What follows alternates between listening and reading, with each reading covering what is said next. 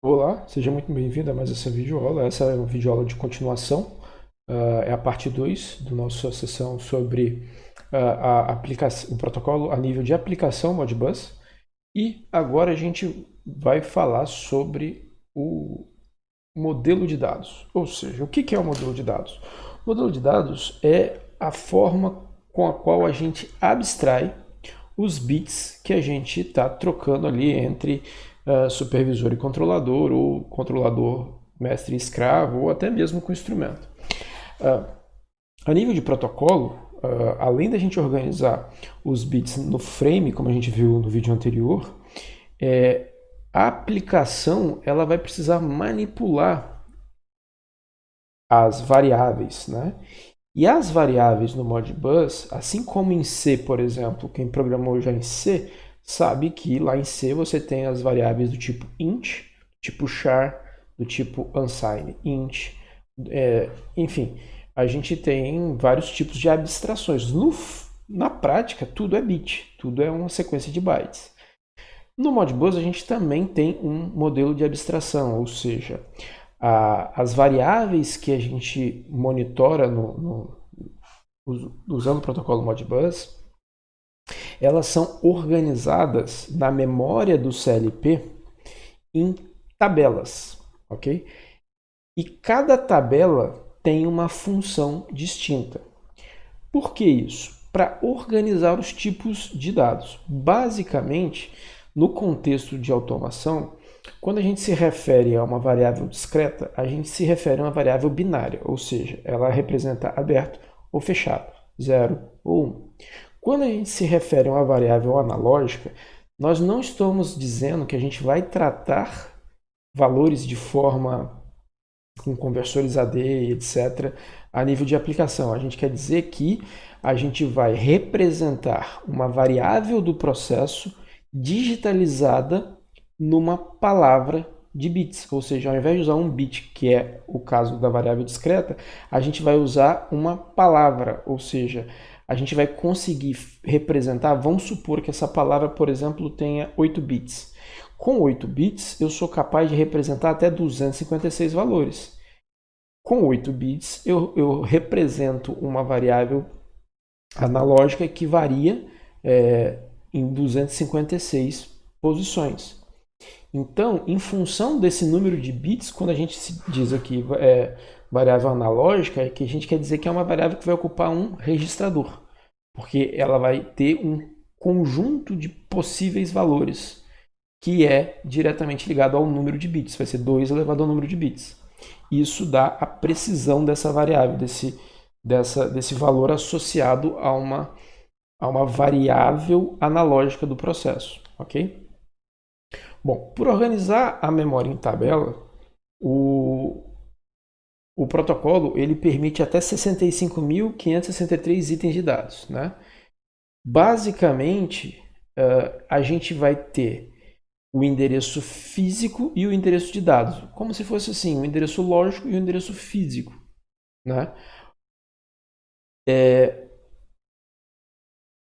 Todos os endereços aqui, ó, como fala, o número de referência lógica do Modbus que são usados nas funções, ou seja, quando a gente viu lá o frame, a gente viu que tinha um campo de função de código. A gente vai entrar nesse detalhe. Essa função de código ele mapeia índice inteiro.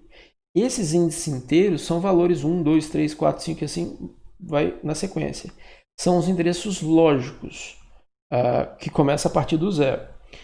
Esse endereço lógico vai ser associado pelo operador que configurar o controlador a um endereço físico do equipamento. Então, um determinado endereço lógico vai ter um endereço físico. Vamos tentar ver isso no próximo. Basicamente, né? Então, as tabelas. O que é essa tabela? Bom, imagina, vamos pegar aqui, ó, que você tem um CLP. Eu vou desenhar um CLP aqui, ó, com minhas fantásticas habilidades de desenho. Ó, isso aqui é um CLP. Só estou escrevendo CLP por redundância, porque está óbvio que é um CLP, é um desenho, quase uma obra de arte. Bom, Vamos dizer que o CLP, né, ele tem, por exemplo, esse cartão aqui, que vem um conjunto de N fios, né, do processo. Aí eu vou ilustrar o processo aqui como a máquina lá de produção, né? Vou criar uma abstração. E esse cartão aqui então, aqui é a entrada, in, e aqui é a saída, out. Também de N bits, né? N fios, né? Os valores que são aquisitados e devolvidos para o processo, eles são gerenciados via Modbus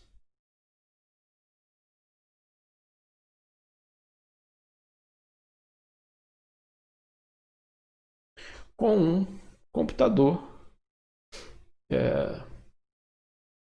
de supervisão aqui, né? Esse aqui é o nosso supervisório. Ou poderia ser um CLP com CLP remoto, ou até mesmo um CLP com um instrumento, né? Se ele tivesse o instrumento instrumentado para isso, com recurso para a implementação do Modbus. Funcionaria a nível de chão de fábrica. Bom, deste lado, a gente tem a aplicação.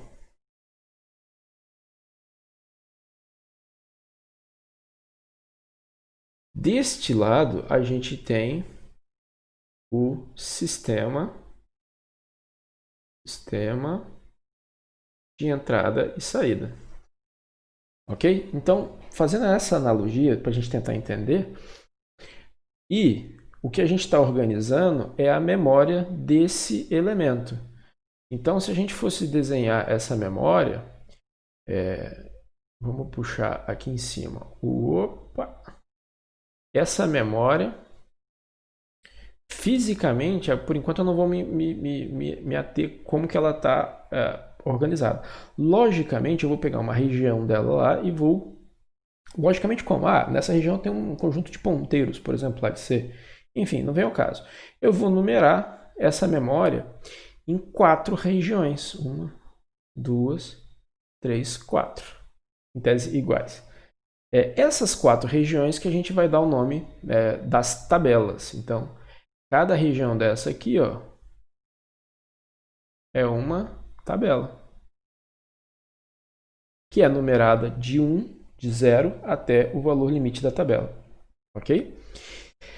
Cada uma dessas tabelas elas tem tipos específicos. Eu tenho uma tabela de entrada discreta, que entra um único bit, né? Um único bit, e é apenas de leitura. Então, esse tipo de dados podem ser providos, né, pelo sistema. Ou seja, se o sistema ele entrega essa tabelinha, vamos supor que seja essa primeira aqui, discrete input aqui é a primeira. Aqui vão estar os valores que o processo atualizou na memória do nosso CLP e a gente, por alguma razão, não faz sentido atualizar porque a gente está lendo lá o estado do processo, né? Um estado de leitura, um sensor, por exemplo. Não faz sentido a gente atualizar o valor de um sensor, porque senão a gente está alterando o processo. Então, esse seria um exemplo de uma variável de leitura apenas. É leitura apenas do ponto de vista aqui do nosso supervisório. O supervisório não consegue atualizar, ele simplesmente lê. E no caso é um bit só, é um estado aberto ou fechado. Outra tabela é a de coils, de bobinas, né? Que também serve para setar um bit, mas ela pode ser de leitura ou escrita.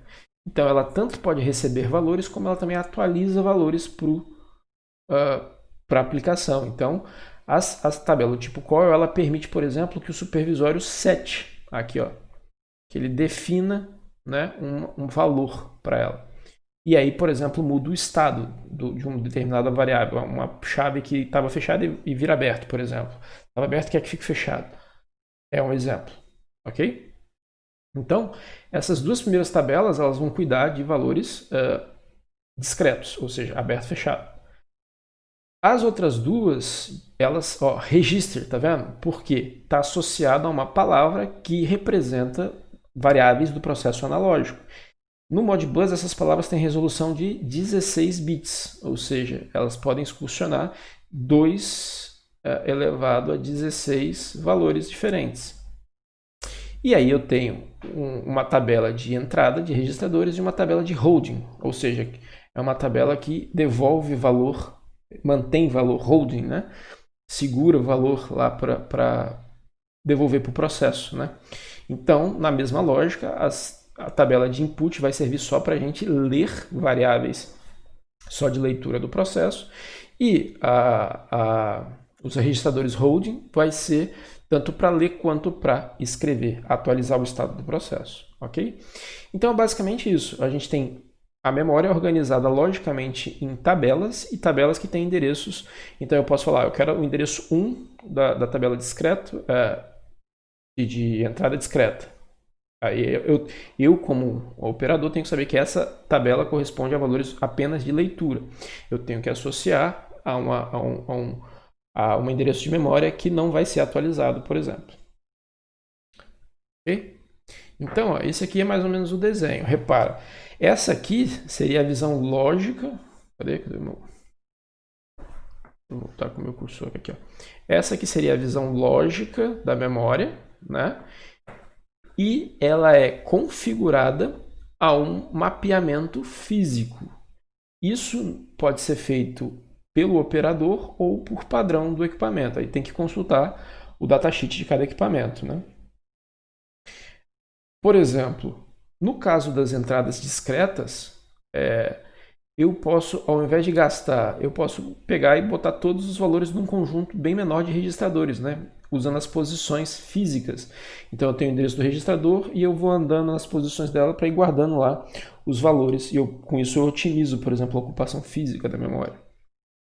Já os endereços de registrador não, ele vai ocupar todo uma palavra na memória física. Então a memória física ela tem o endereço correspondente ao equipamento. Então, você em algum lugar no equipamento, você vai associar o endereço lógico com o endereço físico.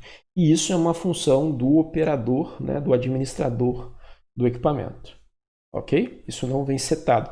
Essa é um dos desafios de utilizar uma rede Modbus. É conhecer um mapa de associação de variáveis para você ter certeza que você está coletando a variável certa. Porque se você fizer associação memória física e memória lógica errada, você pode estar consultando uma variável errada. Por isso é importante uma etapa aí de homologação da leitura e escrita das variáveis para você ter certeza que você está atualizando o local correto. Essa é uma responsabilidade das pessoas que administram a rede Modbus. Ok? Bom, cada PDU Modbus, né, ele pode ter um endereço de 0 a 65.535. Então, a aplicação Modbus ela define 4 blocos com elementos numerados de 1 a n. Beleza?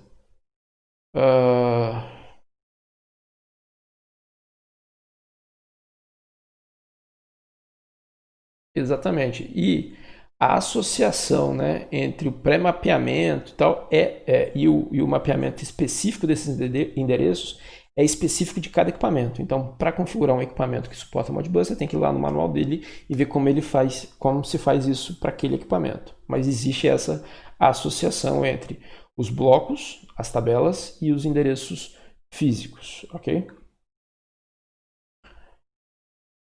Ó, aqui, por exemplo, o modelo de dados, a abstração, eu estou dando um comando, por exemplo, para ele ler a entrada 0. A entrada 0 associada no modelo no endereço 1. Aqui ó, eu estou lendo uma variável do tipo coil, né? Pode ser escrito leitura, no endereço 4. Aqui ele associou o endereço 5, lógico, né? Então, no modelo de dados ele começa de 1 a n.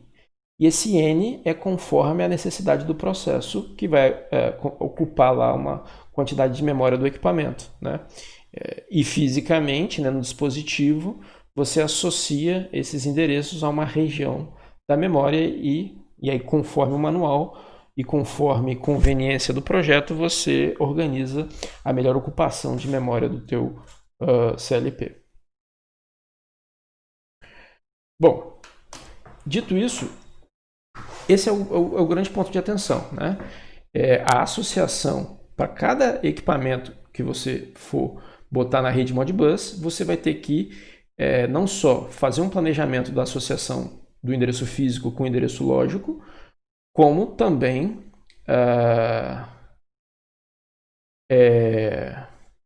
garantir que essa associação está correta, ou seja, ter um passo de homologação, né? Fazer um teste em loopback ali, né? Fazendo um teste de homologação daquelas correspondentes variáveis ali para ter certeza que está configurado corretamente. O Modbus, depois da estrutura de dados dele, ele funciona baseado em transações. Transação, basicamente, é uma requisição e uma resposta. Então, dada uma requisição e uma resposta, a gente tem uma transação. A transação, né, a máquina de estado que corresponde a um escravo, o escravo, por padrão, ele fica esperando uma requisição, né? Uma sinalização de linha, alguma coisa que chegue uma requisição para ele. A gente pode ver aqui, ó,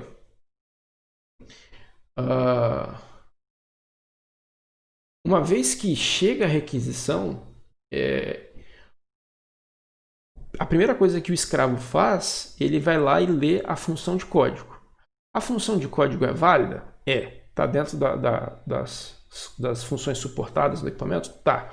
Então, ele passa para o próximo passo. Ele valida o endereço do dado. Ou seja, esse endereço de dados é correto? Ele está válido? Sim. Então, ele valida o conteúdo do dado que chegou naquela requisição. Está correto? Tá válido? Tá. Então ele pega e executa aquela função, ele executa aquele comando solicitado e monta a resposta e devolve e volta para o estado de espera. Para cada caso desse, ó, a gente tem o código de exceção. Então o primeiro código de exceção, no caso do código inválido, ele devolve na função de código. Lembra, ó, o frame, ele tem o frame só da aplicação, ele tem um campo de função de código, né? A gente pode voltar, para eu desenhar aqui não vai ficar tão bonito. A gente se refere basicamente a, né? Aqui, ó, função de código e dado. Então, quando acontece uma exceção, o escravo, ele na função de código, ele retorna com o código da exceção. E aí, basicamente, quem solicitou sabe o que aconteceu, e aí pode automaticamente tratar, ou o operador pode ir lá corrigir o problema que esteja acontecendo, ok? Só que esse código de exceção é o código da função mais a palavra 08 em hexadecimal. Então, para quem for interpretar, tem que saber que o código está sempre somado com 08, o código de exceção de erro. É basicamente um escalar aí para indexar os códigos de funções de erro. Bom, continuando falando dos códigos de função, então a estrutura de dados a gente viu que ela é organizada em 4 tabelas, endereçadas lógica e associada fisicamente. As transações, elas podem ter uma exceção e essa exceção retorna com código somado 08 em hexa. Agora, os códigos eles são organizados em 3 categorias. Então, o que é o código? É o que eu quero que o meu controlador faça na minha requisição, né? Eles são organizados em funções de código, ou seja, o que eu quero que o meu CLP faça? Funções públicas. As funções públicas, ó, são códigos bem definidos no padrão, beleza? Eles são garantidamente únicos, são todos validados pela comunidade modbus.org, tem ampla documentação pública, então são basicamente funções bem conhecidas, né? Possui testes de conformidade, lembra? Para verificar se para homologar aquela requisição, né? E inclui tanto funções de código associado à definição pública, como também códigos associados, não associados, reservados para o uso futuro. Bom, ele basicamente tem algum conjunto de códigos que é para uso futuro, mas são códigos públicos chancelados pela comunidade modbus.org. Os definidos, então assim, todo equipamento em tese que se diz que suporta a Modbus tem que suportar as funções de código pública.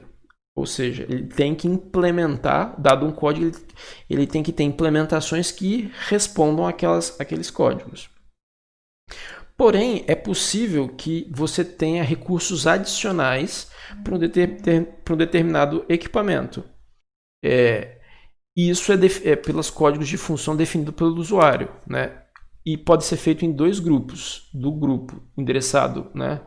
Os códigos de 65 a 72 e de 100 a 110. Neste caso, o usuário, quem é o usuário? Normalmente o fabricante do equipamento, né? Ou alguém que está customizando uma implementação do Modbus. Ele pode implementar funções de códigos não suportados na especificação. E, dessa forma, ele tem que saber o que está fazendo, porque não há garantia que não exista duplicidade, né? Ou seja, e aí você precisa ter uma documentação para aquilo, né? Se no caso o usuário, né, o cara que implementou aquilo para um determinado equipamento, quiser tornar uma função pública, ele pode criar uma RFC, um Request for Comment, e disponibilizar na comunidade, e isso pode ser avaliado ou não como um novo código lá no range futuro. E por fim, você pode ter os códigos reservados, que são códigos reservados para habilitar que equipamentos velhos, equipamentos legados, continuem funcionando, mesmo que não estejam no conjunto público, né? Então, se a gente olhasse o conjunto de funções de código, né, a gente veria alguma coisa desse tipo aqui, ó. Uma parte aqui, ó, de 1 a 65 pública, né? E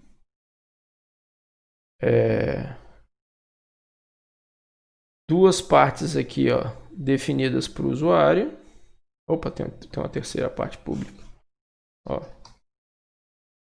a gente tem duas partes aqui, ó, 3 partes públicas e 2 partes definidas pelo usuário.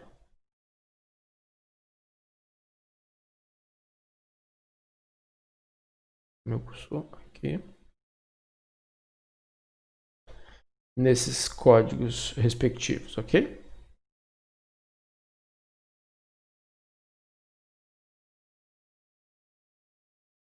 Se a gente olhar lá no manual, né, nesse link aí, ó, a gente tem aqui, ó, o código de muitas funções públicas.